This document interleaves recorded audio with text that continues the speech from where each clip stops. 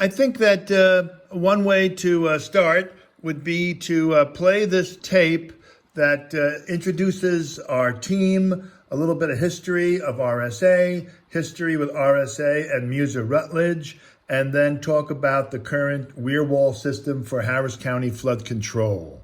So let me see if this will work.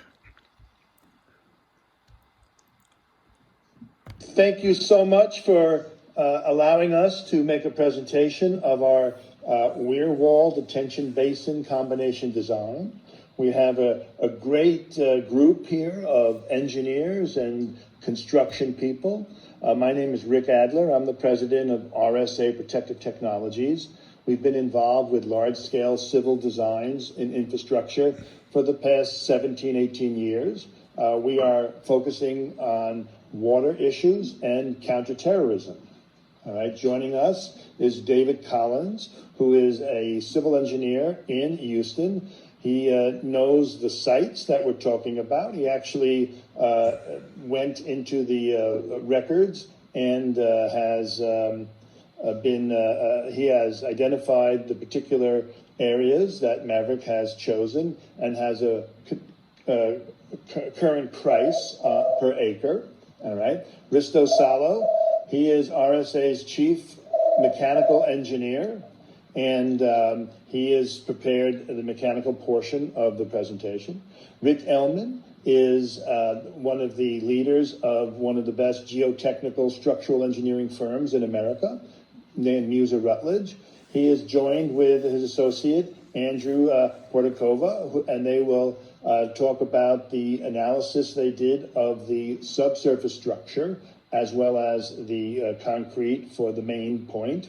George Dolan is an electrical engineer and owns a company in Houston, and we've been working together a couple of years on many projects. He's expert in, obviously, electrical items, but also in telemetry and video through a long distance. And now Mark Boyer is with us. Mark is the owner and president of Boyer Construction. And Mark has reviewed what we're going to present. And he and his group will perform the actual construction of it. And he has developed a ROM price for this whole presentation.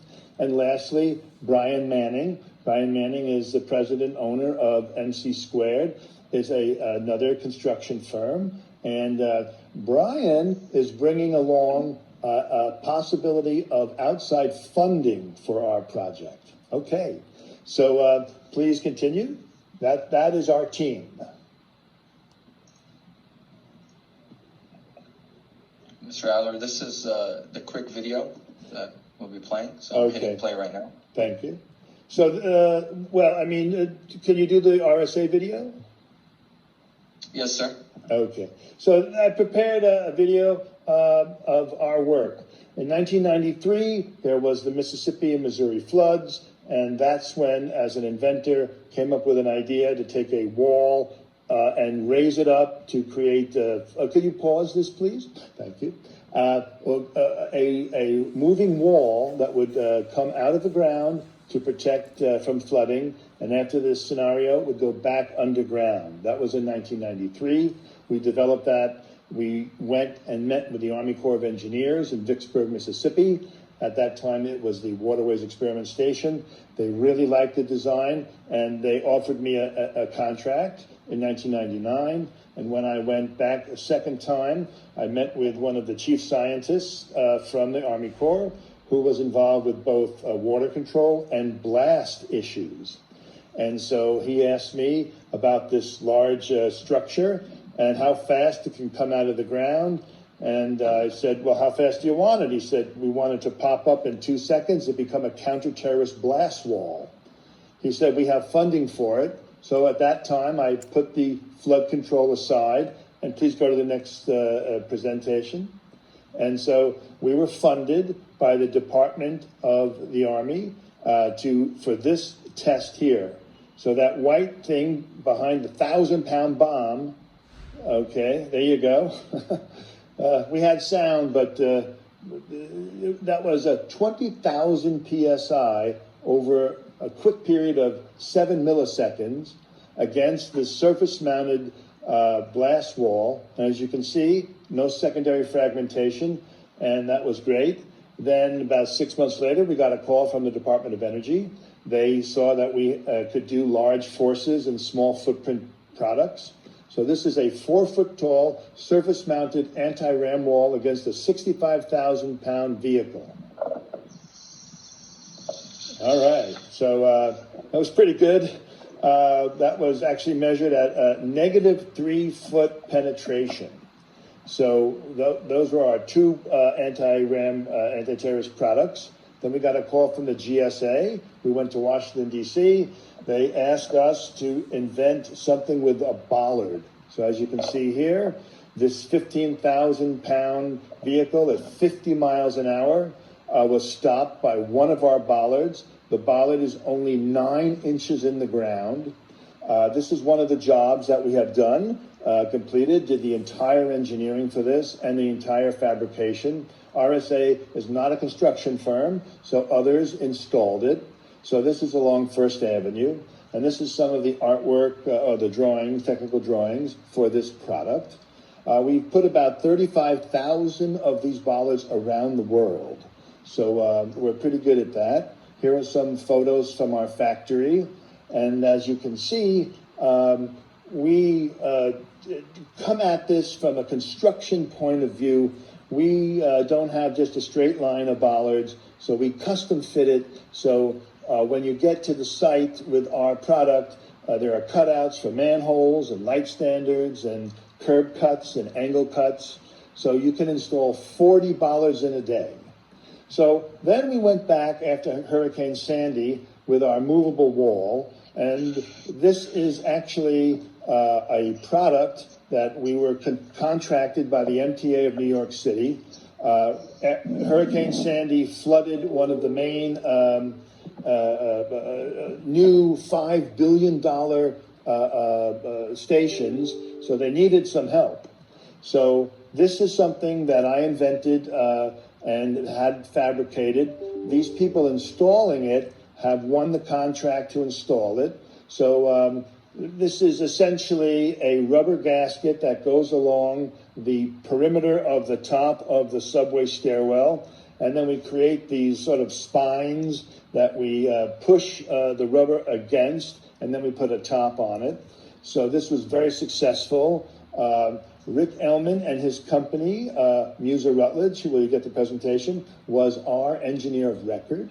And so there were actually 3 products that we did, flood control products in New York City. This is the first one. And so this was calculated to sustain against 15 feet of total dynamic head. And so this structure here with those openings, actually you open them and you get toggle switches and you pull, which unlock the system. So you lock it and then, and so that's the story here. We had 1 hour to install it. We did it in 20 minutes. So that was pretty good. Then the second product for the MTA was an associated product for the air vents that would also be leak paths for flooding into the subway. So if you can see here on the outside of this aluminum unit is a gasket, and there were hooks that actually you open up the caps and you go take the hook and you hook it to the tines in the subway grating. I'm sorry, the concrete grating, and then you turn the handle, which tightens up the hook, and it actually creates the seal, the tight seal around the perimeter of this product, and this prevents flooding. This was also tested at the site, and you'll see a cofferdam and pass the test. This was about a $4 million project, and we did 10 separate subway sections, and this is the second product that we did. Again, Muser Rutledge was our engineer of record. Now, this is a completely different item here. There was a siphon tunnel moving from Brooklyn to Staten Island, and during the Hurricane Sandy, they only went about 1,500 feet, and then it flooded the area and sort of ruined the tunnel boring machine. insurance companies said, we're not going to give you insurance until you can prove that you can prevent that again. So we got the contract along with Muser Rutledge to design and fabricate a gate system, and you're seeing it here. And it would be installed at the front end on the New York side. And as you can see here, they're installing it there. So these were three flood control devices. Now, RSA has been in Houston for about 2 years. This is George to the left. I thought we might try to help all the vehicles that drive under the underpass during the storm and get caught. So this is something attached to a K-rail. This is Mark Boyer's factory. So Mark Boyer's people fabricated this. We worked with our engineer, Risto Salo, and his people. And this is something that moves, obviously, and it has radio control and the rest. And that's where George Dolan came in and began to help us with ways to electronically move this and to control it from a distance. We also had cameras that were involved with this. This is just the rudimentary thing here. And this presentation here, after Hurricane Harvey, we got a call from PGAL, which is one of the premier architects in the Houston area. And they said, we saw your movable wall. Please present it to us so we can present it to the city. And here is our presentation. As you can see, this wall comes out of the pockets where it's stored. And we'll get some close-ups here. This was a complicated project because there were 6 different areas that we had to have the same invention. There were plinth walls, there were stairs, by the way. And this orange item that swings out is a redundant item that makes sure that the walls stay up when you raise them. They are raised electrically with an electric motor and a cable and winch system. And as you can see, we took the stairwell with us. And so this, I think, was for 9 foot of protection. So this image shows the courthouse removed, so you're seeing it from the back. And these move slowly, obviously, 1 inch per second. So if you go about 10 feet, it only takes 2 minutes to raise them, and they'll raise one at a time. So the power requirement is not as great if you had to raise all of them at the same time. There's a drainage system within this, we will have leakage. So inside our interior chamber, we want to expel that drained water back into the flood zone. And so I guess it's a little tough to see here, but we work with automatic sensors. So once the water gets to a certain elevation, let's say it's starting to rain at 2 in the morning and nobody's there, so it will automatically rise to the full 9 foot. And now you see the flood occurring and a dry courthouse. And Mark Boyer has looked at this and has quoted this as well. So we're still talking with the city about possibly using this. And so so now we move to this idea here. You know what, Maverick, can you stop this here and go to the other video? Because this is just going to repeat. Okay. Yes, sir. All righty. So the idea that I had was that the detention basin in itself, just pause for a second. All right, thank you. All right, so this is a very different formation of flood control. This is an idea to prevent flooding from actually developing. And so what I learned was Harris County Flood Control District works with detention basins, and they have them periodically all throughout the creeks, but you don't have gates and various other elements that we have added to the system. And the main difference that we offer is that we have okay, please continue. All right. So we have some control gates, both to the entrance of this detention basin and in the channel itself. And so these control gates will actually raise up during the storm, and the water will not be allowed to go beyond the gate, and so it will back up. And as the water backs up, it starts to raise and fall into the detention basin, as you'll see here. And we do this in an early time in the flood timing. So we remove hundreds of millions of gallons of water early on, so that saves the downstream section from flooding. And now we're going over the means to do this. We're calling this a weir wall. And so you simply excavate this area through the channel and along the banks, and then you drive piles. Andrew will talk about the analysis of that they did. They used Beaumont clay as the basis of their analysis.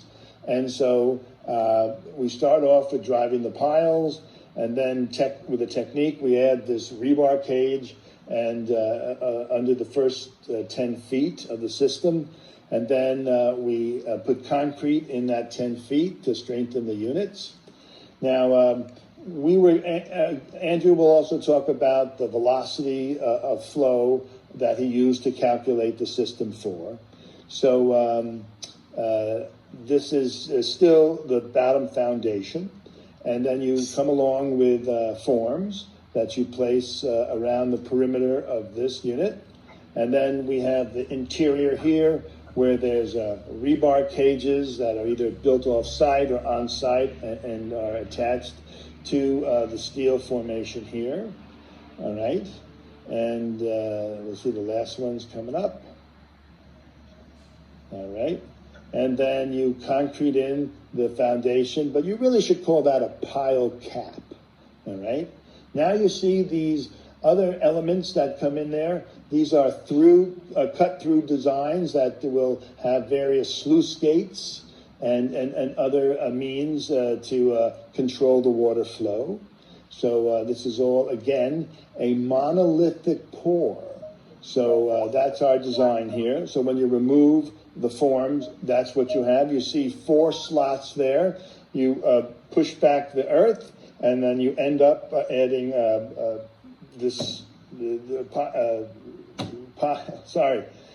sheet pile. All right, sorry. And now we're talking about the wall itself. So this is a specially configured wall that is made out of 6,000 psi concrete, and the wall will move up and down. So these are a custom designed roller bearing setup that gets mounted into the wall. As you notice, we have all these inserts there sticking out. So the manufacturing of adding all the extra elements to the wall is pretty simple. The guides that you just saw will be mounted inside the slots, and the walls will come up and down. There are the gaskets that come in to the system. And now you see it's a winch system. So there's a winch motor, a cable, sorry, my mind's here, wait till it takes, it's just a gearbox, so sorry, and we have certain brakes on the motors with a pneumatic ability to move. And now, as a redundant system to move the wall, if something goes off with the winch system, is a hoist system that you'll see very soon. All right, there we go. So there's a walkway for personnel to operate the hoist and to maintain the system. We'll talk about the easy maintenance, long-term maintenance. Risto will talk about that. And as you can see here, we are raising the gate to the position that we want it to be.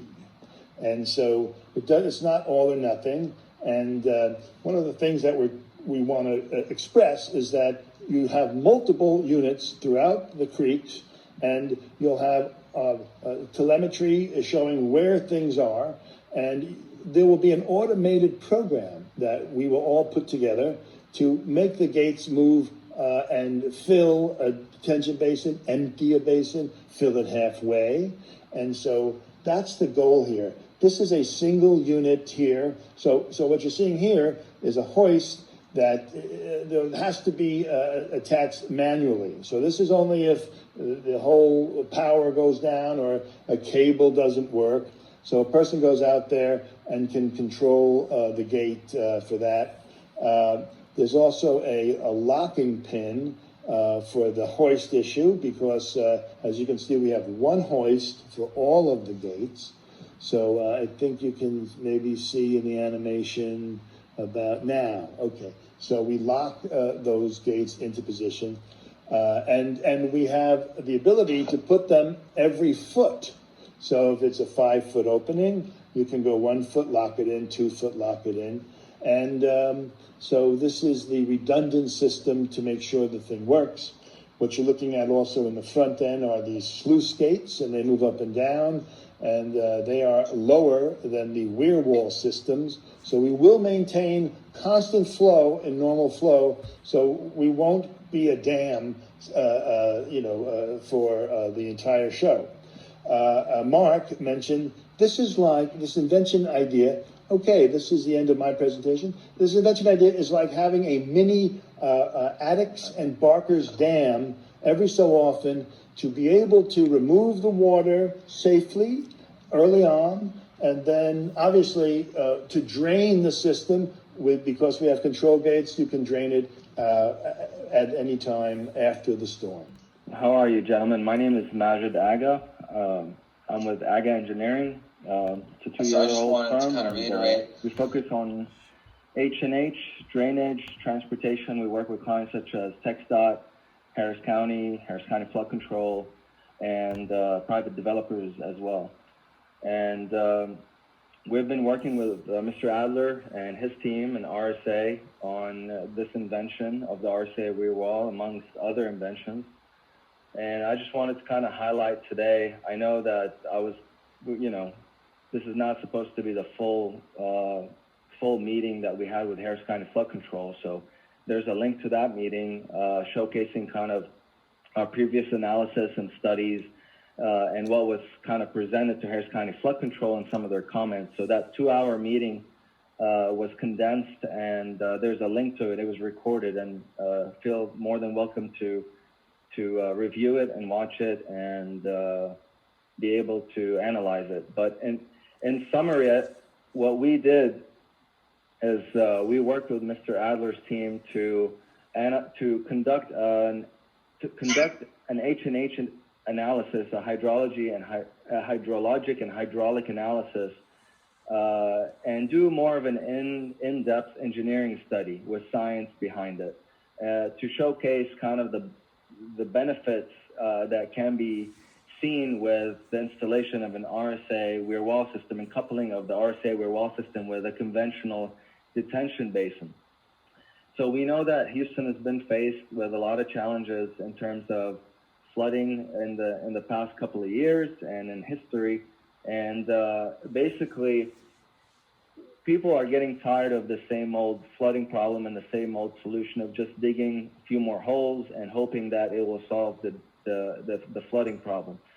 So, per speaking with some stakeholders, now stakeholders and some politicians that we've been talking to are pushing for more of a intervention of a bigger solution to a bigger problem. So with this first analysis that we did with the H&H study, amongst the analysis that were done by the rest of Mr. Adler's team, we were able to kind of zoom in and make sure we capture all aspects of the design for this invention, including the mechanical, the structural, and the understanding the geotech, understanding the connectivity and the electric systems that will be involved. But basically, from an overall level, Harris County Flood Control seems to be more interested in the hydrologic and hydraulic benefits, which is truly the purpose of this device. So we conducted something called a 2D analysis, which is, I don't know if you guys are familiar with, but since 2 years ago, Harris County Flood Control started to analyze its watersheds in a more advanced way. Prior to that, they were analyzing their watersheds using the conventional methods of analysis, which included just a 1D steady state model, and it was not dependent on time.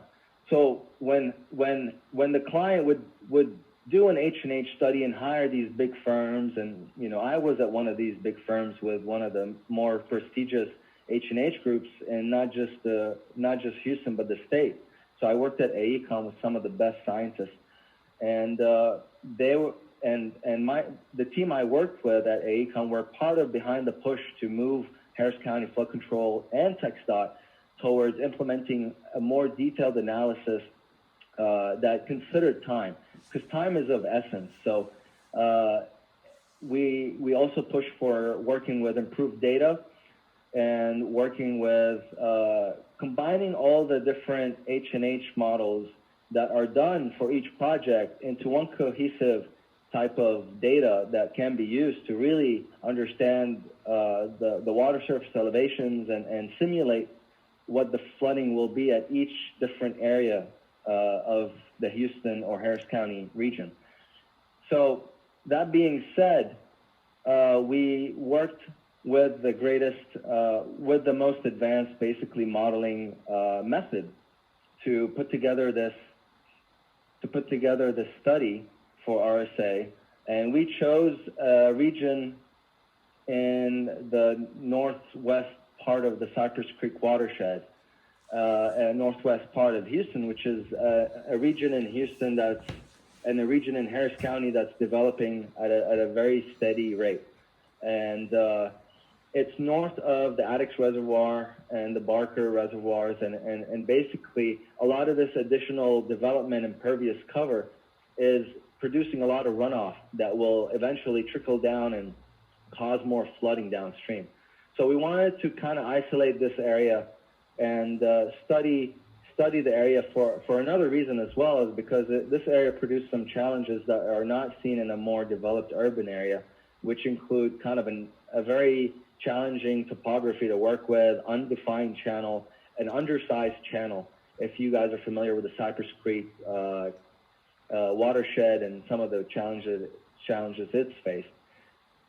So we went through and analyzed different locations. Obviously, we analyzed one weir wall, two weir walls, and added another downstream weir wall.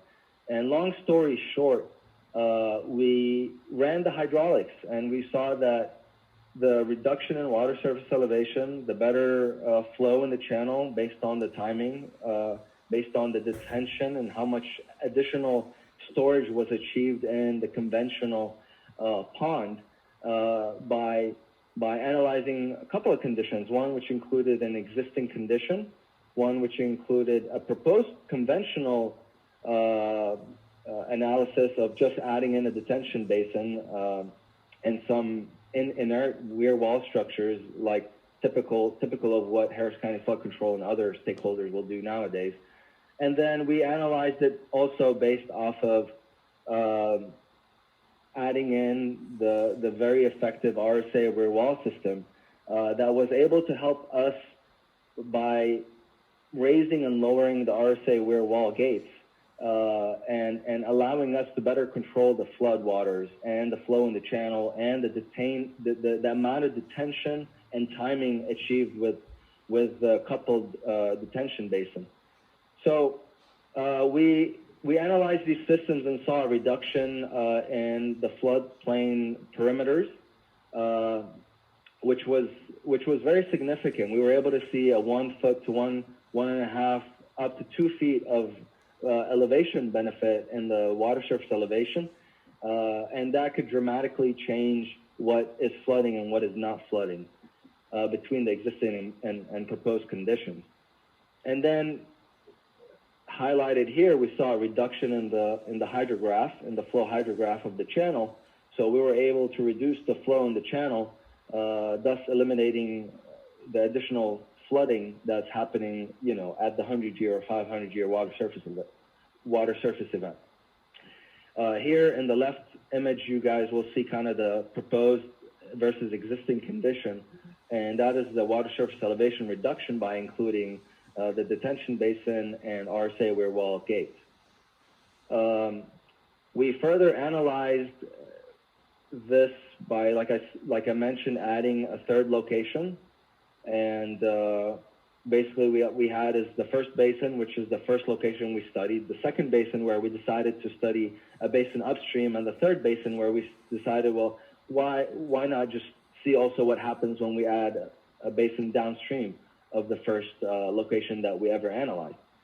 And if we plotted the profile, we see that there was kind of like a domino effect. The water surface reduction kept getting better and better as we moved downstream, even though when we analyzed the most downstream location, we also included an additional area of rainfall contributing to that location.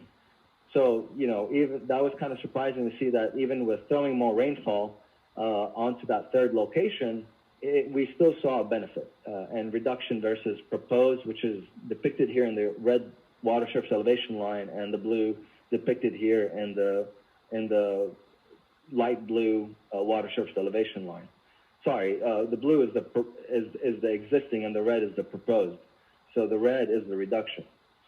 And then going through the meeting with Harris County Flood Control, we kind of explained a little bit in further detail, kind of at the different time steps, and we were willing to share and offered to share our 2D models, our analysis. We shared our report. We shared some of the animations that RSA has worked on, and then we asked them for any comments. We asked them for questions. We opened the floor for any comments or concerns, and you can watch that in the recorded meeting with Harris County Flood Control. And then what happened is, naturally, I followed up with the top technical guy at Harris County Flood Control, which is Mr. Atul Hanan, and he's actually the man behind the implementation of the MapNext movement, where now they're hiring big firms like I mentioned, AECOM, Pape Dawson, amongst others, Michael Baker, to basically reanalyze everything in Harris County based on this new method, which is implementing a better technology, a better software, and better connectivity between private developments, roadway infrastructure, and what happens really in the channels, and the Harris County Flood Control infrastructure as well. So really, that was a critical moment in the follow-up of that meeting, being that we did get some hints from Atul himself, and there's a memo. I'm not sure if Mr. Adler has shared it with everyone yet, but it basically summarizes my meeting with Mr. Atul, which I had kind of a follow-up meeting to. It was a 2-hour meeting. 1 hour, we were talking about our own separate projects, because Harris County Flood Control is also a client of mine, and a client of Mr. Collins as well and his company.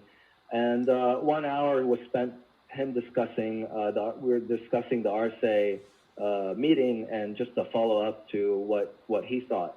So I was happy. It was a positive meeting, and he said that he's interested in seeing some more analyses and seeing analyses in some problematic watersheds in the Houston and Harris County region, including Greens Bayou, Brays Bayou, and in areas that are more urbanized in the Cypress Creek watershed that are a little bit more downstream.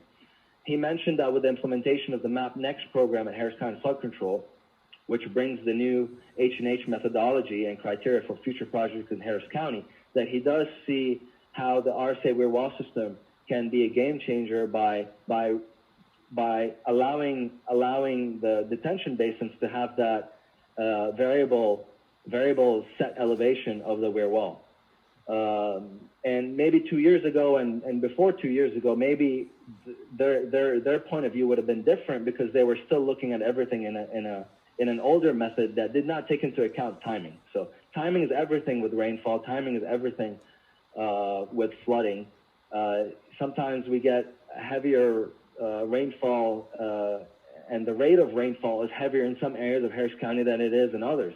So it's important that we take that into consideration and see how things will function together if rainfall is applied heavily in the upstream watershed, in the midstream of the watershed, and the lower sections of the watershed.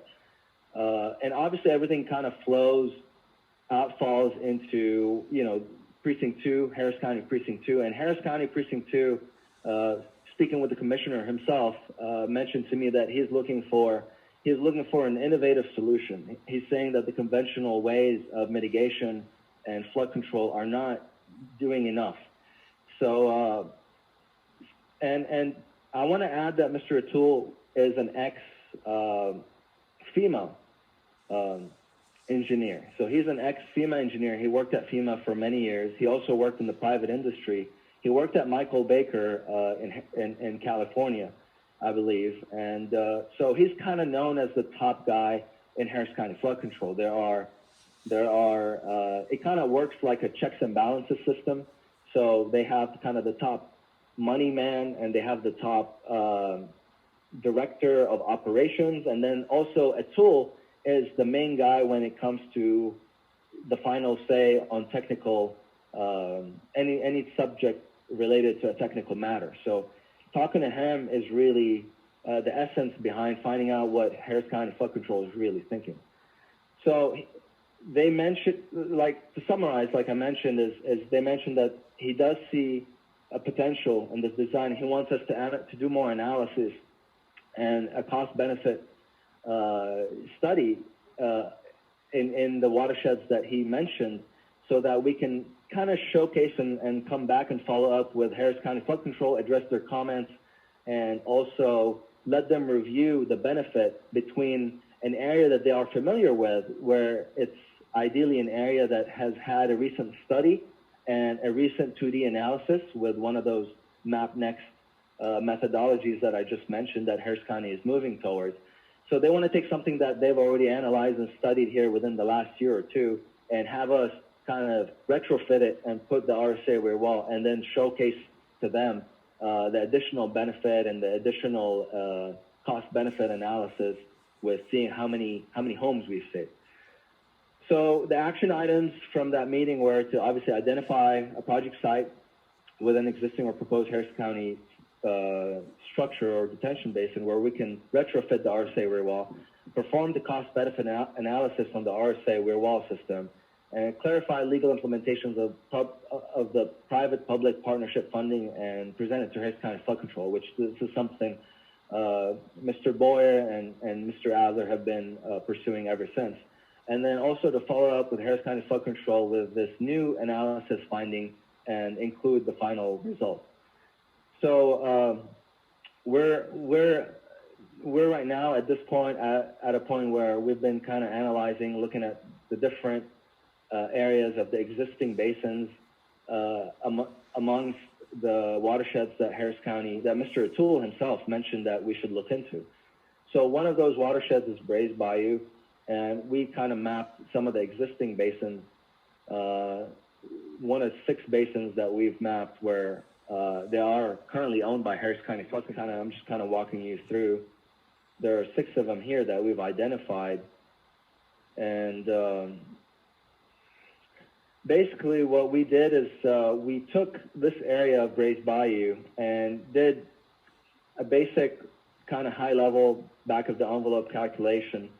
And we did it one of 2 ways. We did it one way using kind of the more conventional GIS methods that are typical when it comes to producing a cost-benefit analysis. So to do the cost-benefit analysis at the level that Harris County Flood Control is looking for is going to cost a little bit more money. It's going to take more effort, manpower, and to put together a study that meets Harris County Flood Control criteria.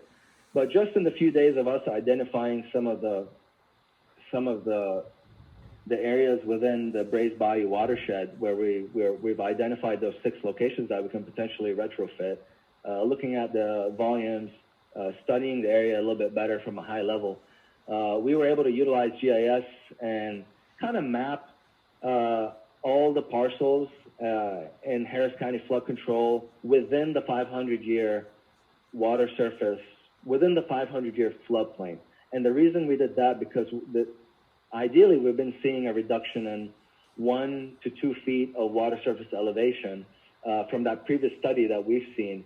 And we wanted to say that we see that we can potentially reduce the water surface elevation by at least 1 foot in this watershed. So generally speaking, between the 100-year and the 500-year floodplains, it's about a 1 to 3 foot change. And for that reason, we took the light blue here is the 100-year, and then the red areas are the parcels that are overlapping the 500-year water or the 500-year floodplain. So that gives us a pretty good estimate of the appraisal values for these properties, and then we were able to calculate. And this is official data coming from the Harris County Appraisal District. So these red shades right here, which is the delta between the 500-year and the 100-year, is about 23.7 billion. So that is a significant number compared to what it would cost to retrofit these 6 or maximum up to 10 detention basins in this watershed. So even if you say you're only saving half of this area or a quarter of it, that's still billions of dollars.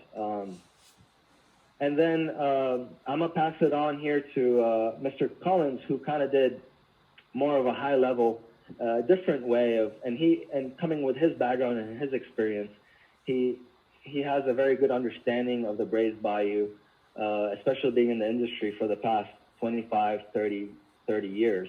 So I'm gonna pass the torch to him and let him kind of present on his findings. David, can you share the screen at your? There you go, right there. David, I think you have to turn on your mic. I think you're muted. Good afternoon, everyone. I'm David Collins. I've worked with Mr. Adler for the last 2 years and looking at the various watersheds around the city of Houston. Specifically, we recently looked at Greens Bayou, Brays, and one other. But with regards to Brays Bayou, there are 6 watersheds. One located at McKenna Eldridge, West Park Drive, Mike Driscoll Park, West Houston Center, Bel Air Boulevard, and Beach Nut. Brays Bayou is a Corps of Engineer control bayou in conjunction with the Harris County Flood Control. It basically begins at the east end of Barker Reservoir and runs through Mireland to the Port of Houston at Buffalo Bayou. And the land cost that we've looked at paralleling Buffalo Bayou, as Majid mentioned, is some $23 billion. But if you begin at the Barker Reservoir, the assessed value is about $100,000. And then you move to the east at Eldridge Parkway, the commercial is quite expensive at $217,000 an acre. And of course, some of the homes range in $185,000 to $250,000. And then as you move further east, if you're familiar with Brays Bayou at 610, this is the famous Mireland area, which is a major shopping center, which has had tremendous flooding over the last several years. The property at that intersection range from $1 million to down to $494,000. And then you continue further east, where Brays Bayou outfalls into Buffalo Bayou. This is where Houston basically began when the Allen brothers came here, and the land cost at that location is $80,000 to $82,000. Of course, some commercial along 75th Street ranges from $290,000. So Brays Bayou has a multitude of values from the east, from the west to the east, and. Do you want to go to the second? I'm sorry to interrupt. The second page of this. There we go. Here. Oh yeah, well the second page. There we go. There we go. What I mentioned, and of course, if you look to the right, those are the detention ponds labeled D500. That's about 6 of them, and of course, Flood Control has a major detention facility at Post Oak. Many of you have heard of Westbury. That has had a tremendous flooding problem. They're currently improving Willow Water Hole, but they also have about 5 major detention ponds just south of Willow Bend Boulevard, which collectively retain water, and then it gradually flows into the area just at 610 where they outfall. They let it outflow whenever the downstream flow is receded. But those are the major detention ponds, and they have quite a few acres in that area. But that's basically the overview for this area. So, can we sort of extrapolate what we're looking at in Brays Bayou for all or most of Houston? You know, if we're saying an average installation for us would be around $20 million, and at the most, Maverick is saying there may be 10. That's 200 million along Brays Bayou itself, against the maximum, you know, multi-billion dollars of homes, not even talking about other issues that have to be repaired, the sewers, light standards, light, you know, whatever, you know, to bring it back up there. Maverick, what's the multiple of Brays Bayous for the rest of Houston, Montgomery County? Is that about 1/5, you think, or maybe 1/10? Well, I mean, Let me say something right away. Brays Bayou and Buffalo Bayou are probably the most expensive real estate in the Houston area, from the west to the east. Okay, I just want to mention this, that during the talk that Atul had with Maverick, he sort of mentioned he wanted us to start looking at low-income housing, because that is, people unfortunately live in that area, get flooded first, because that's the, you know, flood, they're building the 100-year flood zone. And so they are suing Harris County Flood Control. And during one of the meetings, they said, look, if you can reduce the lawsuits, we would really appreciate it. So they want us to first look at our work in low-income areas. But then the ratio is not that good, and the system is really designed to have maybe 100 of these in the Houston area, all related to each other electronically. And so that would very much increase our side on the cost-benefit ratio. So, well, absolutely. I think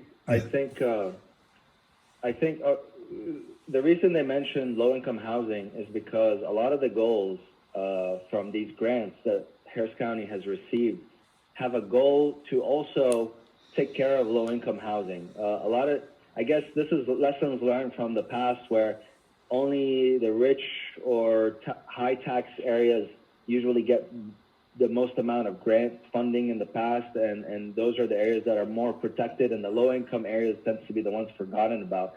So a recent initiative has been to always, any project where you're getting federal or state funding should have a minimum amount of benefit to low-income areas.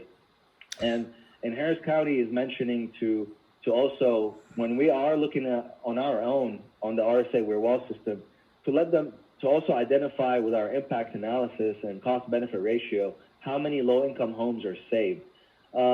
But to answer that first part of the question, Brays Bayou is one of 22 watersheds, as you see on the screen here. I mean, so if we're talking about 23 billion, you can, or any benefit, let's say 10 billion in benefit with the RSA Weir Wall system in the Brays Bayou alone, and you multiply that by 22 watersheds, that just kind of gives you a perspective of how much benefit and activity can be, how much benefit can be brought in by having some more invasive methods or more innovative flood control methods like the RSA Weir Wall system being implemented.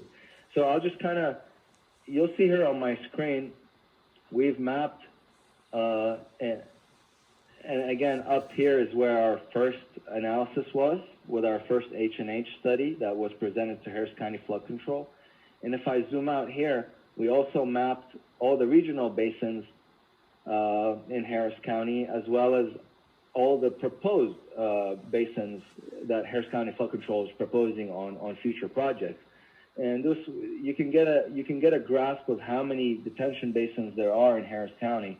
And I would say each one of them needs an innovative solution to increase the benefit of that detention basin.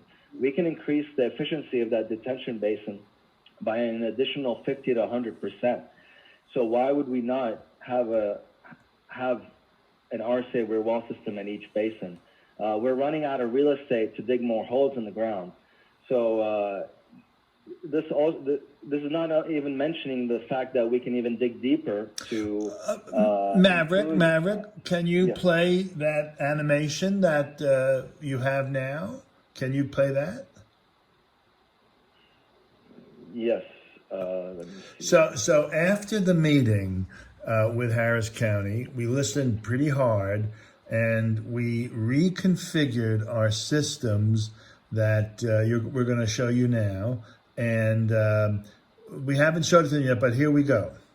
All right. So this is a gravity-fed system that doesn't have any power to a pump that will aid in filling the detention basin faster or draining it faster. So now you'll see this is the most basic version of the invention. The sluice gates pick up, and in here, the weir walls push down. And as you can see, the upstream canal water is at the same level as inside the detention basin. So one of the things that we do, which is unique, is we lock the water inside the basin until it's required to be drained, which could be very significant. You could have 500 million gallons of water in one of these detention basins. And if you pull it out early on in the storm, that's really the magic of the numbers. That's what Maverick is referring to when he says time is of the essence. Right now, these detention basins exist, but the entrances are very high up in the channel. So when they fill, it's already too late. So now we're showing an interesting addition to what you just saw. This is a screw pump. It's an open-faced pump, like just a Archimedes screw, and you turn it and it draws the water up super fast. So we put this in to drain the system faster, which rather than just through gravity drain. So this system will be very usable, especially when it's in line with others. Maybe 20 or 30 of them are on a very long bayou, and automatic programming through learned intelligence will be what we're offering in the system. So now you're seeing another application of powered screw pumps to fill that basin even faster. So, George, are you with us? George Dolan? Okay, George is electrical engineer. He was going to talk about the connectivity between these systems. But as you can see, we have a set of screw pumps going in and leading out of the system. And here, the elevations are the same. Now, we are going to double the capacity just by excavating a further value. This was 8 feet, so we dug down another 8 feet, and we just doubled the capacity. Now, of course, we're going to need the screw pumps to discharge the water that is now below the channel elevation. So that's one way to double your capacity and also to drain the system fast. And of course, the last version here is we add a berm to triple the capacity of the same system. Now, this is a really interesting invention in that the cost to get more benefit is not the invention. It's just digging the hole and adding the berm. And of course, you could expand the footprint also as well and not have to make one change in our structure. So you can go, things are measured in acre feet.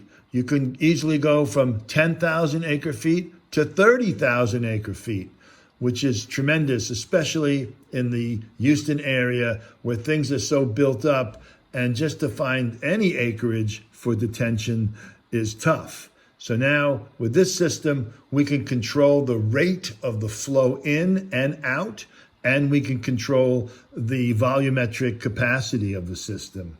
And so what you've been looking at is the same basin with, we have 7 varieties of the way this works.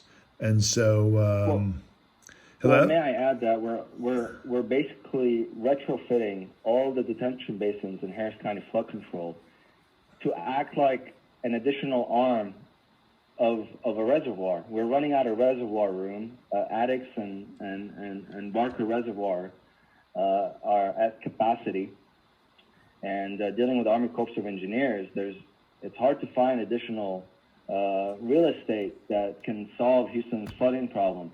So why not take all the existing detention basins in Harris County Flood Control and let them, and retrofit them with the RSA weir wall, and let them act as temporary reservoirs that can offset all the flood volume from major rainfall events. This is essentially, at a big scale, the idea of the RSA weir wall and how it can be implemented at a macro scale to solve all of Houston. So at a micro scale, it's effective. If you just take one basin and retrofit it with an RSA weir wall, we see a 3-mile radius or 4-mile radius of benefit. But if you implement this all over Harris County, then you have reservoirs that are acting in place, and it's like adding a whole nother Addicts reservoir just without the real estate that comes with it. So we have, other people online to make presentations that get more detailed with the mechanical portions, electrical portions, geotechnical portions. And of course, Mark Boyer's in the room, and he can talk about how he would approach the fabrication and construction of it. But at this time, we've been talking a lot. Paul, what do you think?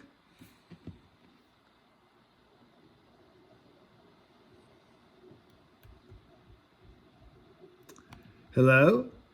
Yeah, sorry about that.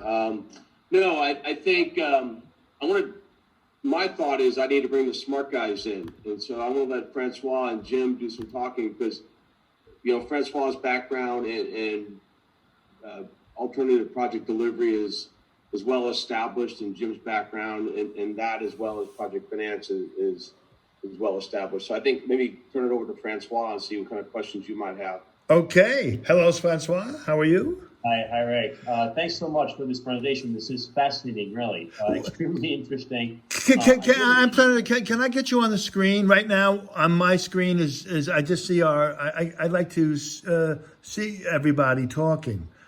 Sure. I think in the top right-hand corner, you should have a little button, View, and you click on that, and I guess one of the options would be Gallery, and then you should be able to see everybody. You can stop sharing as well. Yeah, stop sharing. Okay. Oh boy. Here we are, everybody. So sorry, Francois. Hello. Please continue. Hey, hello. Okay. So before we go to the sort of more P3 sort of process, just had a question presented on retrofitting the existing basins, and if we're not looking at increasing the capacity of the basins, if we're only looking at putting the weir walls in there, I guess what it brings you is the ability to retain the water in a basin instead of letting it drain naturally. But in terms of, because it doesn't bring any added capacity, does it mean that the water level in the areas that are meant to be protected is going to be the same as they are today, except that it will last a shorter amount of time? No. 6 hours will be 2, or... I apologize, but I don't mean to say you're wrong, but according to the analysis, the benefit is immediate in the area. We reduced, in the analysis that Maverick did, 2 feet in a 10-foot channel. That's 20%. And the reason it does it is because it takes the water out early on in the storm. So, Okay.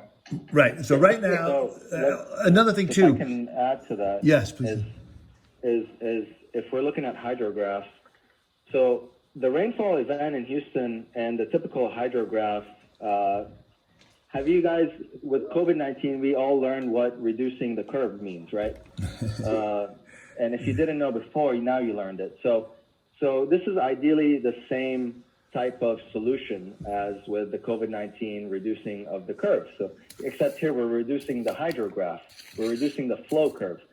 So this is typically, let me go back here. Hey, Maverick? Yes, sir. Let me just, maybe just to Francois' clarification. So understand that this 1 or 2 feet change on the hydrograph is hundreds of acres of saved real estate. So all of those properties that would have inundated without this are now high and dry. So, I mean, that's it. You save, so even though this hydrograph, yeah, it's very interesting that it drops a foot, but the real thing is because it's so flat, so much real estate is now protected and not flooded. Anyways, Yeah, and to add to that, And that's really achieved with, but not only, it's not with a gravity system, it's with the pump system that you're able to take out the water early on, and as you say, flatten the curve in a sense to prevent the water from rising as high as it would under normal circumstances, right? well, no, this analysis, this initial H&H study, I'll be happy to share with you. It's on Adler's website. We only analyzed the gravity system with the gates opening and closing. That did not involve any additional intervention with the pumps. Okay. So if you see here, the light blue is the existing, and this is over a 24-hour storm event, and this is based on a distribution from Harris County. So we're going with Harris County models and coming up with these numbers. Right, I'm sorry, I don't see the light, I don't think we're seeing the graph that you're talking about. Oh, my bad. Let me see. Yeah, there we go. Okay, you share the screen.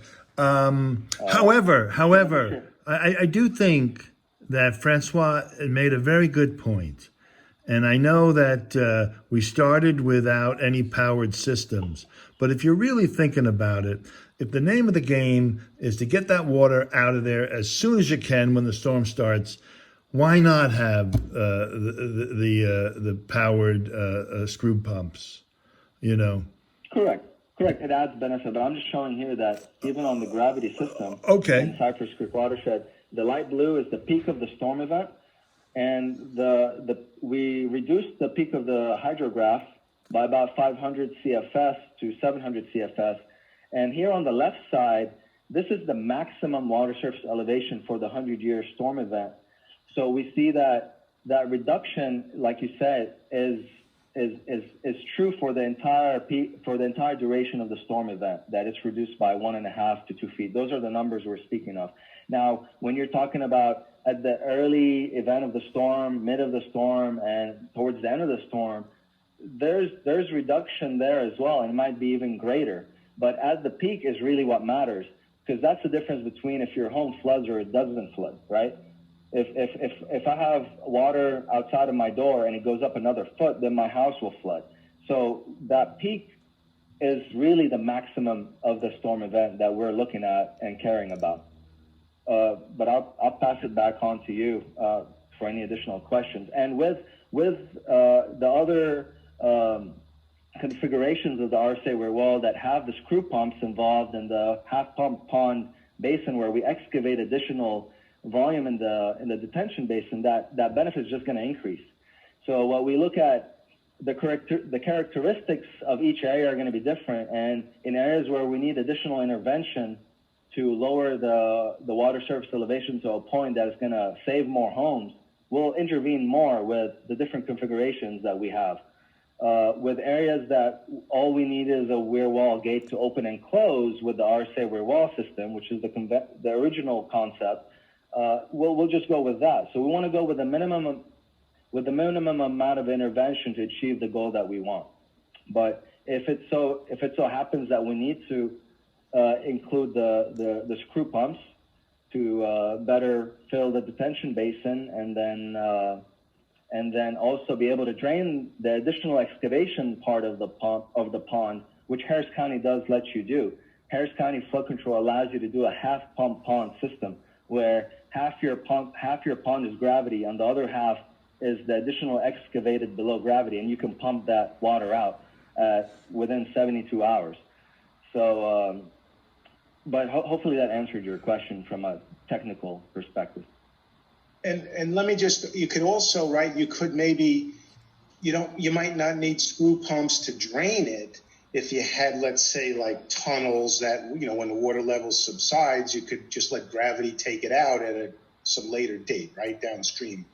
Exactly, yeah. A pump necessarily. So I'm just saying, because, right, owners would rather not have all this mechanical stuff to worry about. So to the extent we can minimize it, it probably makes it a better sell. Okay, no, that's helpful. Thank you. And I think obviously, I mean, I'm not a hydraulic engineer by any means, and so it's just a very sort of high level question in my mind. Boy, you got an answer on that one, eh, Francois? I appreciate that very much. Thank you. Yeah. No, I think, and just to, with obviously having the benefit of having reviewed a study or anything to better understand that, but just putting that aside completely and just talking about the P3 model for a minute here.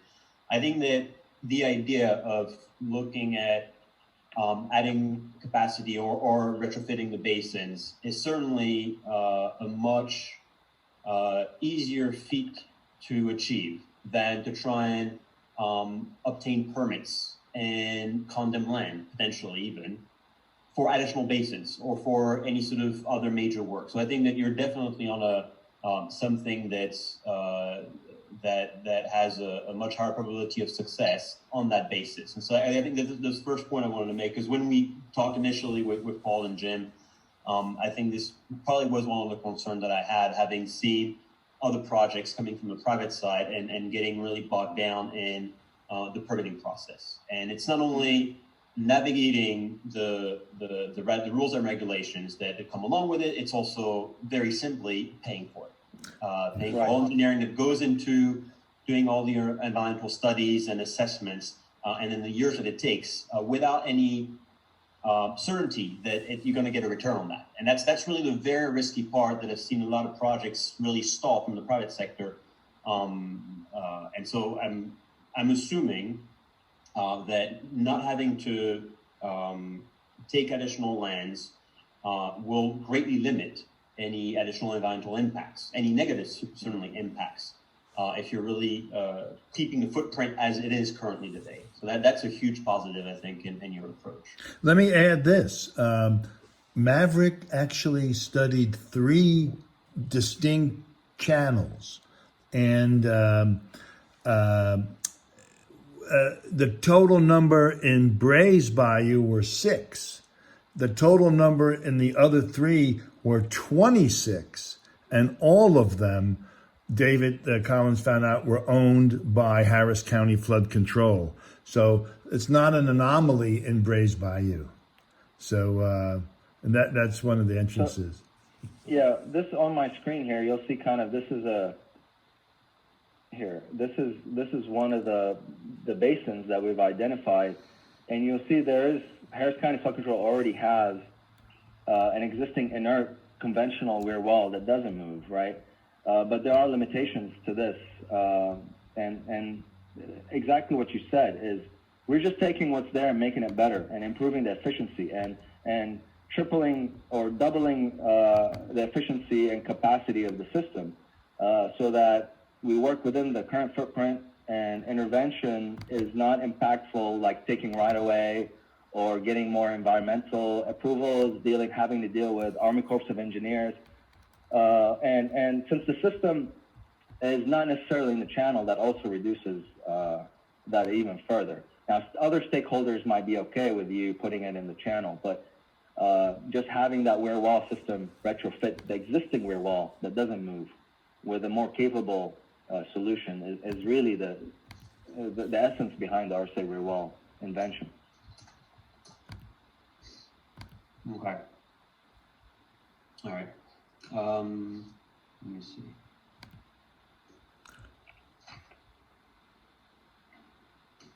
And so, in terms of P3, I think you guys wanted to talk about P3 just generally speaking, and I think that we're going to want to think about that because obviously this is a lot of information to take for us, and so I don't think that we'll be able to answer all your questions today, or even come up with a plan on the spot, having just learned about the details of your idea.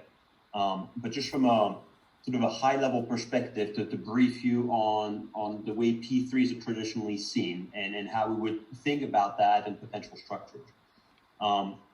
You probably know that P3 components, the advantage of P3 is really twofold. One is bringing financing to an entity that is not capable or does not want to add on its current financing, and then transferring risk on a long-term basis. That's really the two main components of the P3. Obviously, you integrate the whole delivery between design, construction, and maintenance into one and only model, which brings value as the long-term risk is able to be transferred to the private sector in this case. What comes with it, however, is the financing alone of the P3 is traditionally more expensive, simply because you're going to issue bonds that are even if they're tax exempt, they'll be subject probably to the AMT, or most often they will be taxable bonds. And then you're looking at issuing bonds against one project, one asset, which is oftentimes inherently riskier than issuing bonds for the flood authority, which has a much larger ability to raise revenue and to repay bonds that it issues. So essentially, for that reason, private financing on P3s is usually more expensive. Now, why P3 works in certain cases is because it's offsetted. This higher cost of financing is offsetted by the fact that you're able to transfer risk on a long-term basis to an entity that is more efficient at handling it.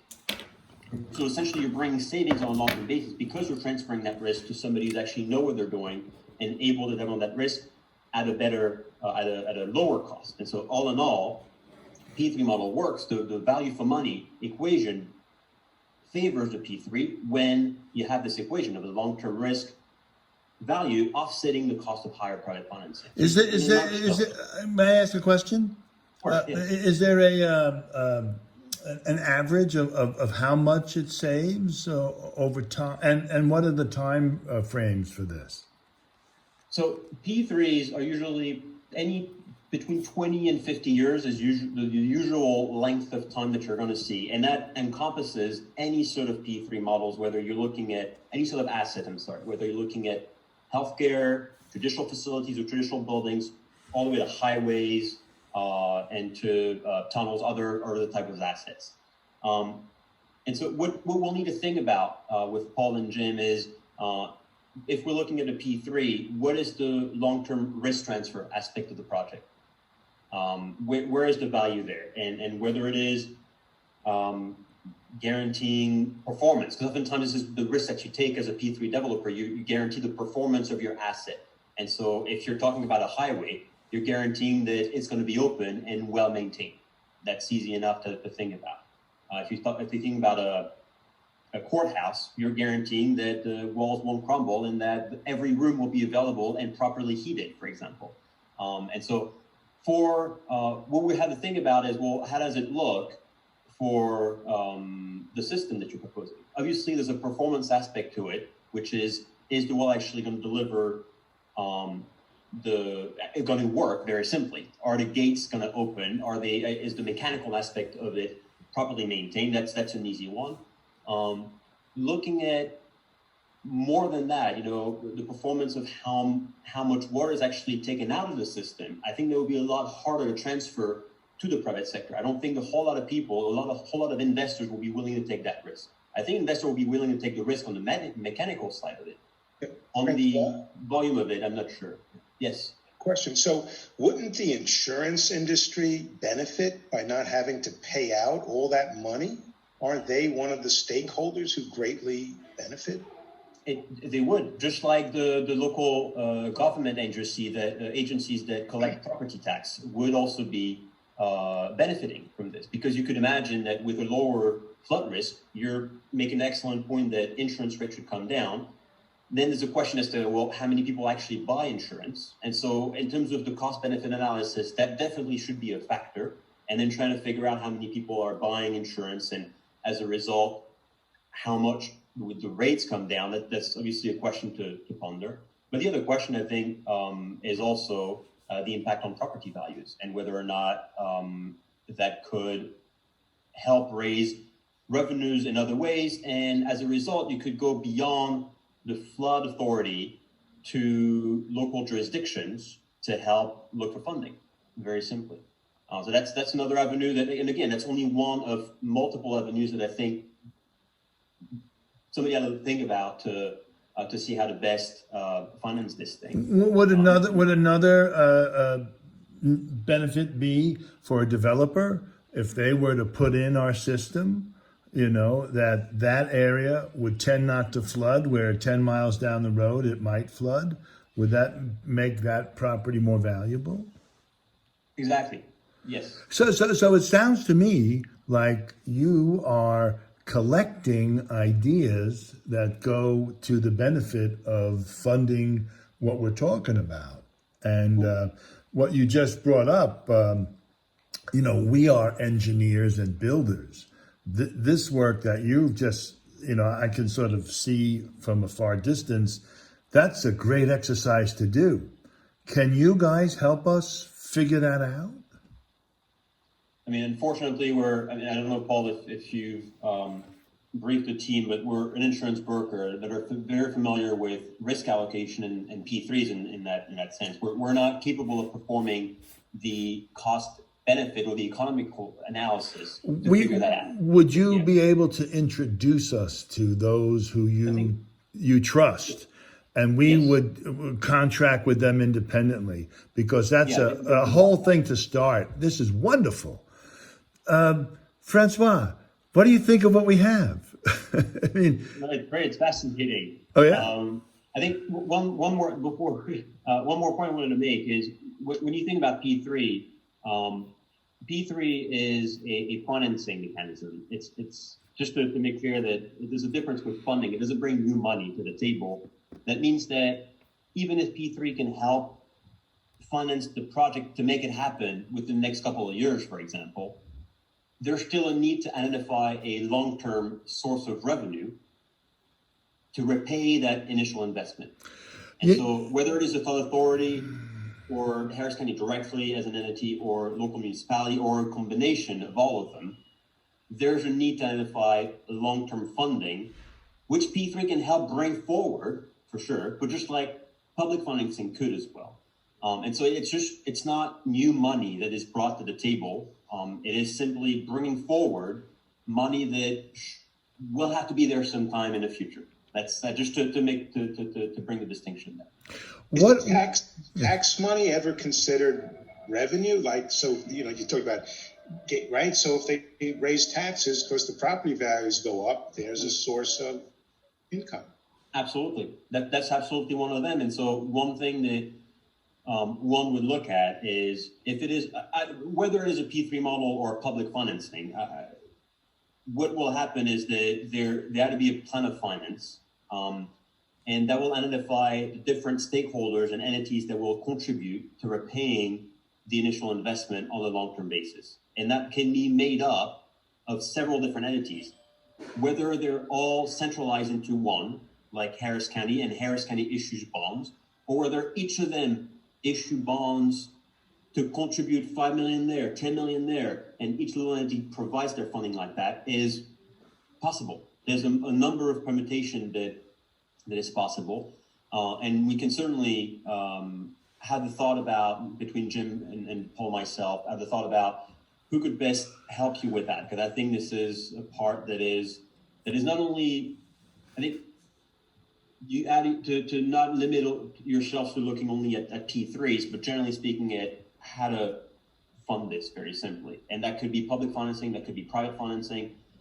It almost doesn't matter as long as there's a long-term source of revenue that is identified to fund this project. If it is, then after that, whether it is a P3 or not depends on, is there a long-term risk transfer? Does it make sense to go down the P3 route? But I think that even before that, the first question is long-term funding. I don't know, Jim, if you have. Well, I mean, Harris County flood control right now is has a bond, a $5 billion bond to do projects all over Harris County. And unfortunately, all that money is being dumped on conventional methods that don't work as well. So I don't want to say all of it, but I want to say a good portion of it is being utilized to just dig more ponds and improve the channels and maintenance and making sure that the tributaries are not clogged, so that if a rainfall event does happen, things flow as designed for. But that $5 billion, I mean, there is a lot of money. I mean, every day we see a new RFQ, a new request for qualifications, new request for proposal. But when it comes to innovative ideas, that's where the private partnership, that's where private funding usually needs to step in for that first initial put your foot in the door, basically. And then public funding, once we see that, once the public actually sees the design and construction go through, and they see the results of less flooding or the impacts, the positive impacts that come from that innovative idea, then public funding will flood the market and try to fund it themselves. And I have full confidence that eventually these public stakeholders are going to utilize more innovative methods themselves. So it's just the idea of having private funding to push that first couple of projects, and then the public funding, that $5 billion is being allocated to less innovative and less successful projects, is going to get rerouted to more innovative projects that are proven now. That's kind of my take on it, but there's plenty of money. I think it's just being wasted, to be honest with you. Jim, Yeah, is this I one? think you're talking about almost two different angles, right? So you're talking a little bit more about pre-development money, which, early seed capital type of venture where you're trying to do proof of concept funding. And usually there's a different avenue than traditional P3 money, right? P3 money is, guys that privately finance public works. They're actually low risk takers, and they know they're going to get paid back on a specific type of stream. There's going to be some sort of toll revenue. There's Harris County stands behind it. They just don't have the money today. They're willing to pay you tomorrow. Those types of situations where your interest rate is actually pretty competitive with the public markets. It's the seed money and the proof of concept money that's probably that first step that you need to get, right? And that's where usually you have some strategic partners that, like you have now with Boyer and yourselves. And how do you go about developing this concept, getting it into the Harris County, making them believe and see it? And that's usually a different pocket of money than the P3 money, right? And so how do we identify that versus Let me add something that you don't know yet, which is could be fantastic for all of us. David Collins is a member of the established community in Houston, the civil engineering community, and he has personal relationships with the mayor of Houston. And we actually had a meeting with the flood czar of Houston about 9 months ago. Name is Stephen Costello. And he came in at a very early stage of this development. And he said, that's it. That's great. Now, David has offered an introduction in a moment's notice to the mayor. And as you probably have seen, the mayor is very friendly politically and seems socially with the judge Lina Hidalgo, who really has the purse strings. She controls the money. So we can get to those people immediately, in a week. Would you like to see if we could have a meeting bringing in the P3 money with those people, knowing that the initial one might be a little bumpy, but this thing isn't really going to fly unless there are 50 or 100 applications throughout Houston. So maybe can we try that together? I think we need to talk about it internally with Paul and Jim to see what's the best approach there, because I think in terms of what you're asking, bring the private money, as Jim was saying, there's really two different parts here. One thing is the initial sort of proof of concept and initial funding of a couple of projects to really kickstart this, and then the phase after that, which is wide application. So I think that we want to think about that a little bit to see who will be the right players to get involved there.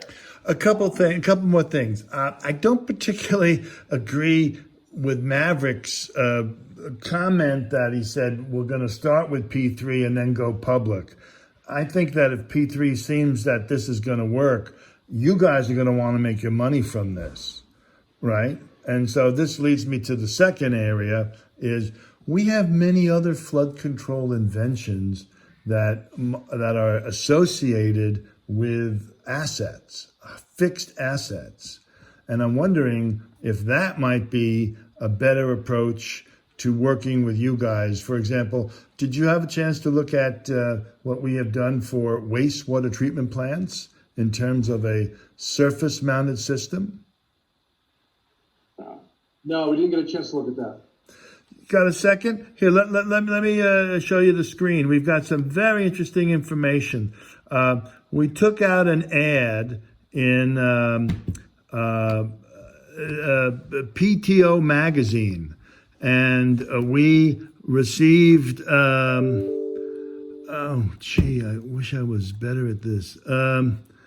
We received over 220 replies from operators of wastewater treatment plants. And so I'm wondering if this is something that we should, listening to what you're saying, that we could talk about maybe, and all of us are involved with this. Here, is my screen up? No. Oh, son of a... how do I do that? You got to share your screen. Oh, shit. On the bottom, slide your mouse to the bottom. Yeah. Okay. Share screen. Okay. Share. Okay. Like which screen? Yeah. Does that look good? Is it my screen I'm sharing? Oh, who invented this silly thing? Yeah, I can see your screen. Now you can see it? Now we see your email. Oh, okay, very good. Let me get to where I want to be, right here. Okay. Okay, so, all right, that's going on.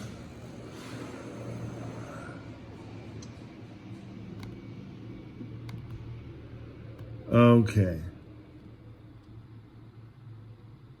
Do you guys see this? Hello?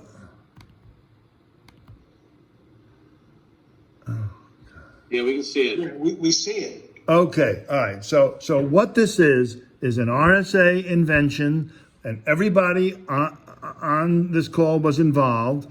This is a request from one of the leaders of the city's wastewater treatment plants. This is an active plant that is going to require a hardening.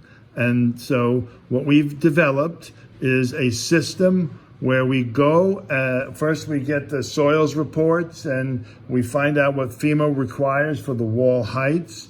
And then we've developed a system where we excavate 1 foot, remove that soil, and replace it with 8 inches of good soil and 4 inches of asphalt, creating a flat basis. And then we add our rebar cages and our forms, and we produce this fixed flood wall right at the site. And you're seeing how that moves around. And so after the wall is made, there are openings where we have invented and patented moving concrete gates that tie into this monolithic wall. And then lastly, since we're creating a bathtub, so to speak, the water needs to be expelled from in the interior of the system. And you'll see we have these drainage pumps that pump that water back into the flood zone. So Mark has quoted on a couple of jobs in Houston. One is about 2,400 linear feet, about 7 foot of wall with 2 gates. He quoted it at $17 million complete. So we put an ad in various magazines. I'll show you the responses that we got. We haven't followed up yet because what I wanted to say to them is that we can bring P3 money if you guys can figure out, the way to pay it back. And so obviously this is an income generating facility. So I would think there's possibilities there. What do you guys think of this one? No, they're all very interesting, right? So they did something very similar to this in Bay Park on Long Island, where it's not as a system like this. It's different than that. It's just a concrete 10-foot concrete wall all around the park. Well, the reason we did this was because in refineries and in wastewater treatment plants, there are too many underground pipes near the surface, so we couldn't dig down deep to have our movable wall system. So this is very unique, and so how can I interact with you guys to get you to allow me to say, come with us, we have the funding if you can supply the right contract payback terms? Well, Rick, I think what Francois and Jim were saying is that one, again, our background is insurance and surety for the construction industry, with people on our team that are well versed in project finance and structures of P3 and their based on their background. Francois is a civil engineer. He did a lot of project procurement for his former company, and then we have relationships with other firms that actually make investments. So I think for us today, this is helpful to understand what you're looking to do, the size, the scope, the end user. I think it's, as they were saying, I think it's really critical that it's not new money, right? It's not like there's this pot of money over here that's not being utilized for some kind of infrastructure investment that is now freed up because of this. So there still has to be that payment, that long-term funding source that's there. And I don't disagree. I think, Rick, you brought up the point about property taxes and things of that nature. I just think all that we need to kind of kick around the ideas and the kind of the issues with them, because I don't know about you guys. I don't know any politicians that have extra tax dollars that just want to let it go, right? There's a lot of issues out there in terms of how you would structure it that you as a developer would be comfortable in putting whoever's developing in the money, people would be comfortable in the return and taking that risk. When you Paul, when you say it's not money that's printed, right? I mean, where does the money come from that you get? Does it come from like retirement pension funds? Oh, you're talking about the actual investors. I mean, I think There's a little bit of everybody, yeah. So some of them are infrastructure-focused funds, and they are participated by pension funds, by insurance companies, by basically money managers. So you have that class of investors. You have a class of investors who are more what we call industrial investors, which are essentially oftentimes contractors, and they have an arm that finances some of these projects. And so they utilize their balance sheet to get more construction jobs effectively. They do both the construction and the investment. Imagine, are any of the lower income portions of the watershed opportunity zones? Yeah, Rick, most are there opportunity zones as part of the overall? Yes, there are a lot of opportunity zones facing the bayous. White Oak Bayou is a good example. A lot of developers are developing along those bayous because of those opportunity zones and saving on taxes. No, understood. And I don't know if there's an opportunity zone investment group that forming or needs to hear about Yeah. these things that would. Yeah. Sure. We've got TERS. They're one of my clients. I'm doing I'm sub with HNCB doing a $4 million project in TERS 10, which is a reinvestment, Lake Houston reinvestment zone. So we're doing a project for the North Park Drive. If you guys are familiar with it, especially if you're a Houstonian. So I'm sub with a great firm HNCB doing my portion is the drainage, and I worked also on TERS. On the downtown TERS. So Houston has a lot of TERS tax reinvestment zones with cash to allocate for projects. Absolutely. That's been a lot of the major high-end projects with high-profile projects, I may add, come from actually the TERS money.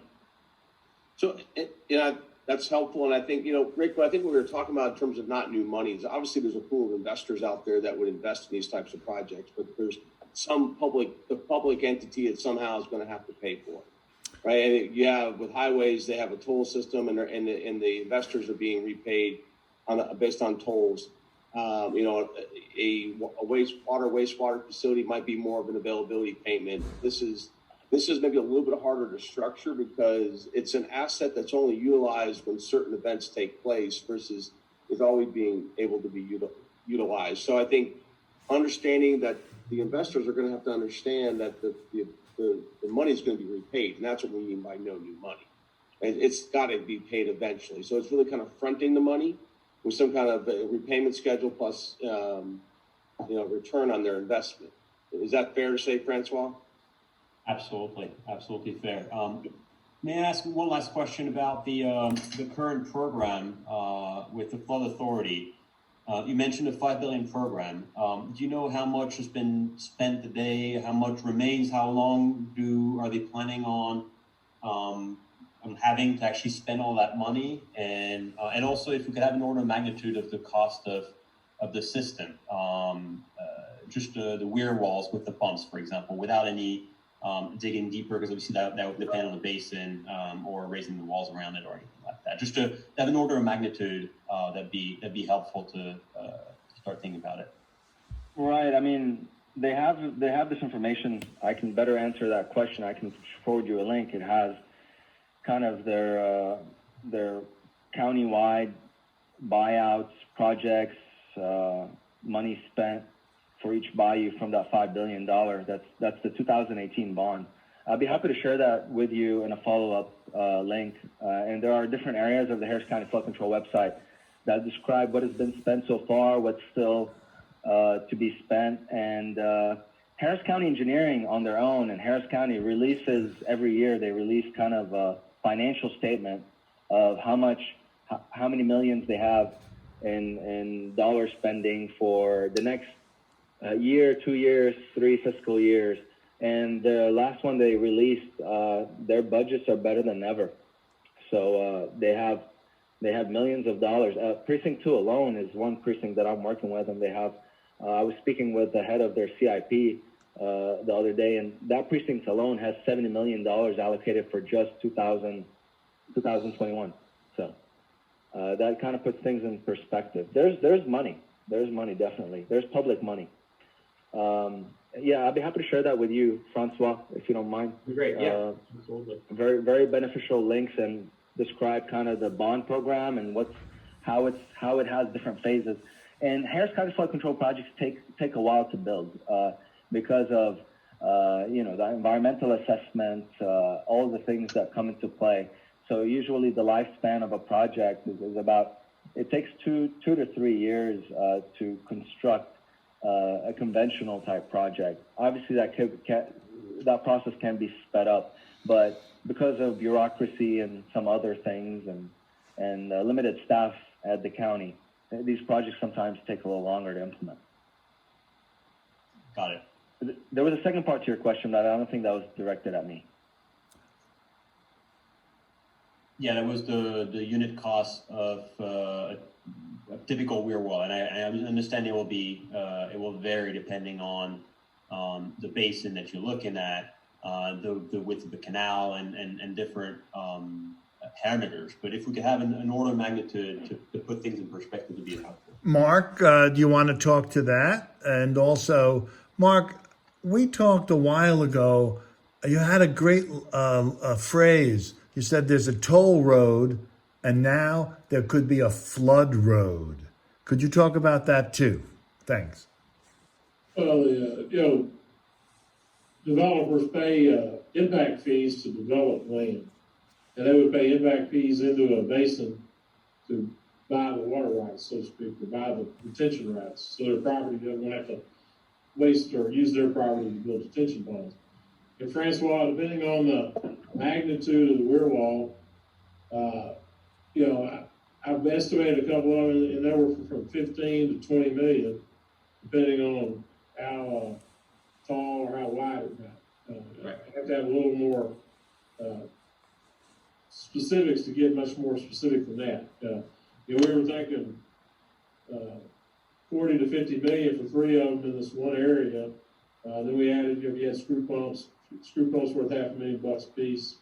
That just brings it up a little bit. But it's a very estimatable portion that it can be contained. The weir wall, the magic of it, I think, is kind of like a pre-engineered metal building.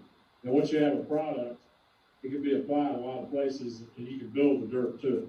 In other words, it could be built, and it would function and do a specific task based on its size, number of gates, and number of pumps.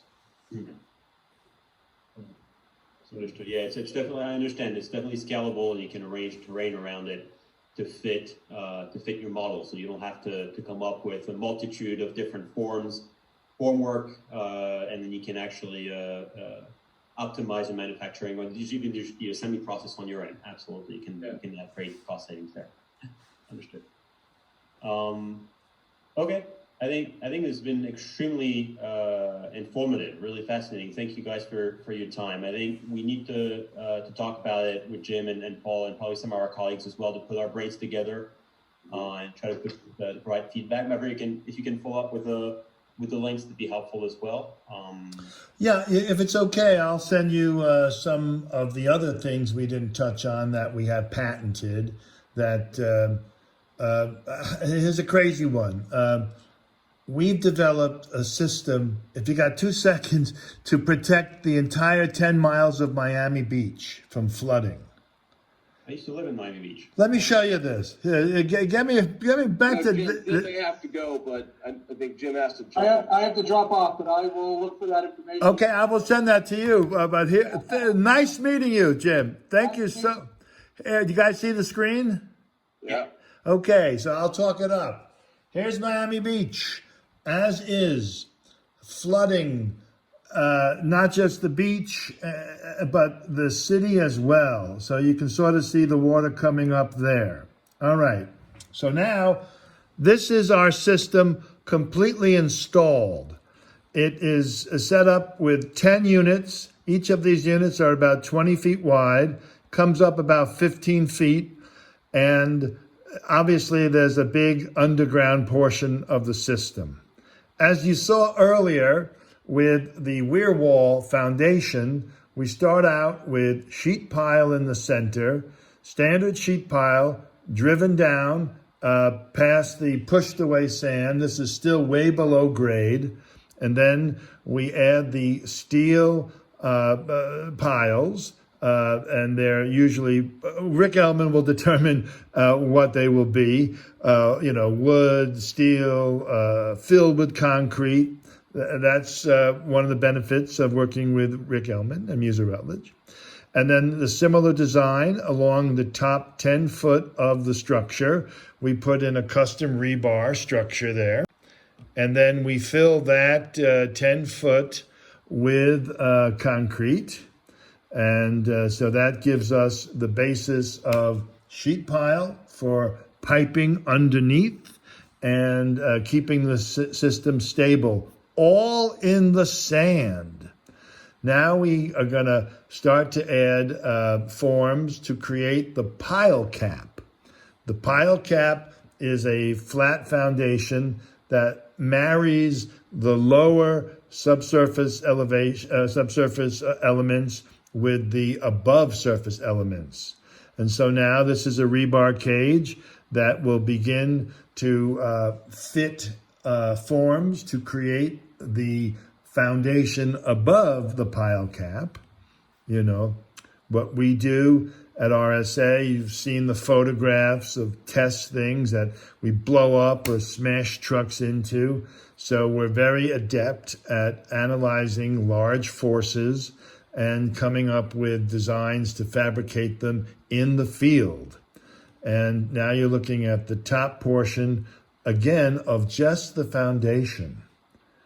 So obviously, step by step, as you saw in the surface mount system, we had different elevations. We moved from 10 foot down to 5 foot. We'll probably, if we get this job, do the same thing, because certain areas in Miami Beach don't need 15 feet of protection. They only need 5 feet. So we can have a continuous, as you can see here, continuous line.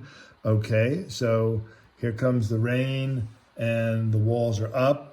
They move at 1 inch a second. So it takes no time at all, maybe 20 minutes to fulfill protecting Miami Beach. And as our image shows, it's dry on the dry side. And so now we're exploring the back end of it. So those cables there go to control boxes, and you can see the little man standing there. That's the scope of protecting. Now, what Rick Ellman has done with his company and analysis, he used the FEMA 55 flood wall analysis criteria. So all of this has been analyzed for FEMA loads. Now you'll see how it actually works. We've got a cable, drum, we have a motor, a gearbox, and it just winds this concrete flood wall up and down. You'll see a lot of details on that. And in this report, we added in Muser Rutledge's analysis. You'll see 3 rows of steel piles. And, you know, Muser Rutledge is RSA's engineer of record. And so there'll be a client's engineer of record. They will get this data. How does it work? You know, I, with Risto, deal with the mechanical parts, which include leakage and how to expel that leakage into the system, back into the flood zone. You'll see that. Now, this is a presentation showing how this foundation system can be built using precast units.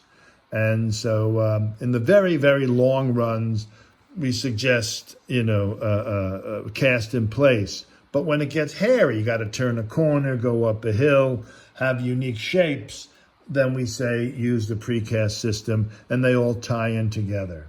So what you're seeing now are those orange up locks that swing out, and they're the redundant guarantee that the system will stay in the up position if anything fails in terms of the motor or cables.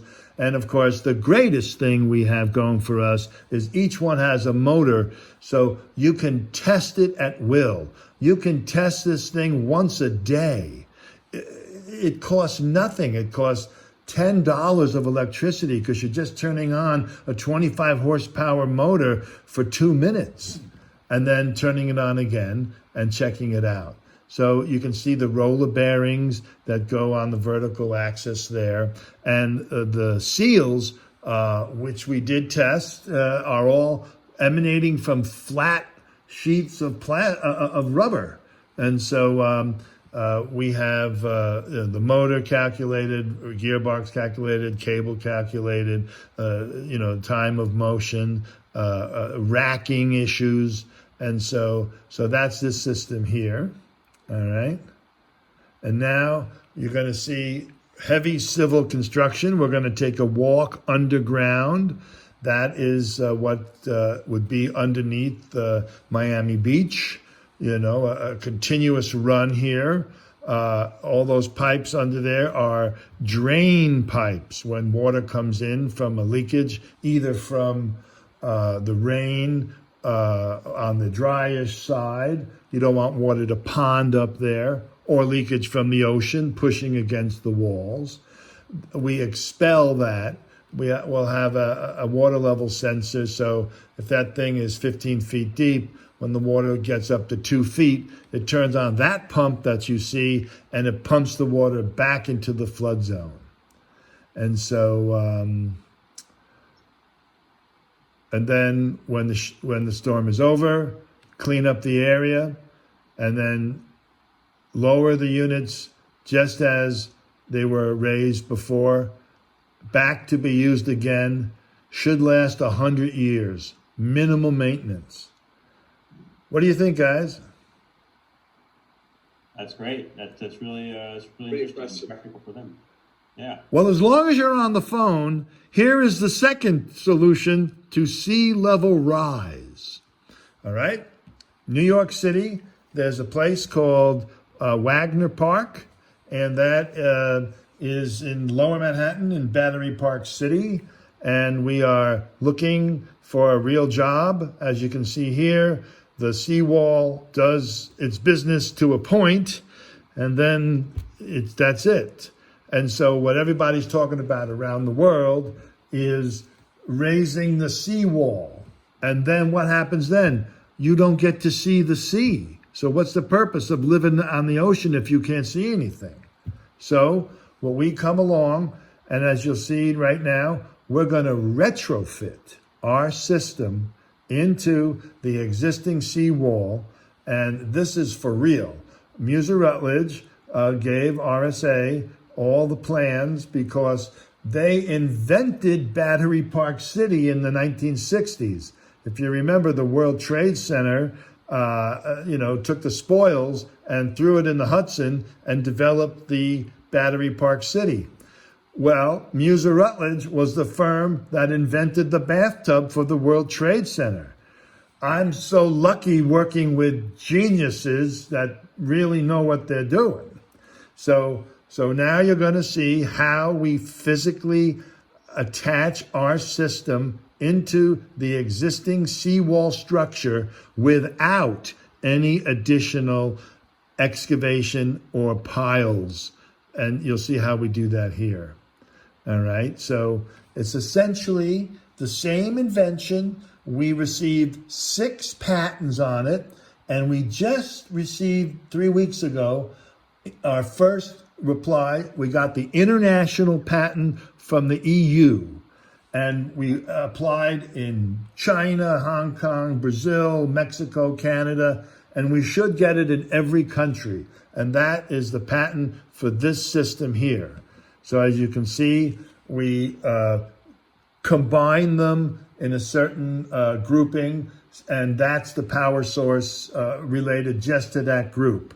So obviously, you saw it rise. If something goes really batty, we have a system where you come along with an electrical hand motor, and you open up a escutcheon plate, and you turn it on, and you drive the system up, and then those orange kick-out items keep it in place. So you're never going to be in trouble with our system if the power dies. All right, you can see this sort of looks a little like Chicago here, and then the typical flood subsides. And after that, the walls, after you clean up the area, go back underground. And as you saw, you can easily, personnel could climb down there and go and clean the insides as well. And that pipe that you saw on the base of the interior of the foundation is called a sparger pipe. It's got many holes in it. So at the end of the flood, you're going to have a lot of sediment-rich water that is no longer in suspension and just sort of cakes up in the bottom of the channel of our foundation. So you come along with a water truck and you pump the water through the sparger pipes and creating it back in suspension, turn on the pump, and then spit it back into the ocean. So it's sort of self-cleaning as it is. And all this... Hey, Rick, were you looking for me by any chance during this? Or what? No. I'm just talking it through. This is the work that Muser Rutledge did on this project. Muser Rutledge has analyzed every single one of our systems. And yes, I apologize if you were looking for me. Did have sort of an emergency that I had to take on the phone. So, but if you, I don't know if there were questions or anything. no. I'm We're sorry. good. We're good. Everybody's looking at the work for Miami Beach now. So Yeah, okay. we're in good shape. Okay, We're in good shape I'm now. sorry. Okay. So, Rick, I think that this is, I mean, you guys are amazing, right? I mean, I do insurance for a living. You guys solve real life problems. And so it's, That's so great to hear because you're one of the first professionals we talk to outside of engineering. Thank you. yeah. Well, I think so. I think one of the things, like I said, I think let Francois, Jim, and I talk, and then we want to talk to some of our other colleagues internally, and come up with some ideas on. I mean, because the whole point today, I think you wanted to show us the process, the systems, and talk about ways to finance it, right? And so I think let us have some discussions internally about that, and come back with our thoughts and ideas, and maybe a few more questions, and I'll circle back with Mark and Blake and kind of decide what, is it just pass along our comments, talk about it, setting up another meeting. But I think that's probably the best thing for us to do right now. This is wonderful. Thank you for this great opportunity, and I hope we didn't take too much of your time. No, it's fascinating, No, it's really interesting. but I appreciate it. It's been very helpful. I'm going to send you guys a link. It has all of these videos in a row, so you don't have to keep clicking, and other stuff too. No. And I have your email address, and of course, please work directly with Mark. Yep. Great. Will do. All right. Gentlemen, thank you so much for your time and the information and presentation. It's fantastic. Thank you, everybody. Have a wonderful day.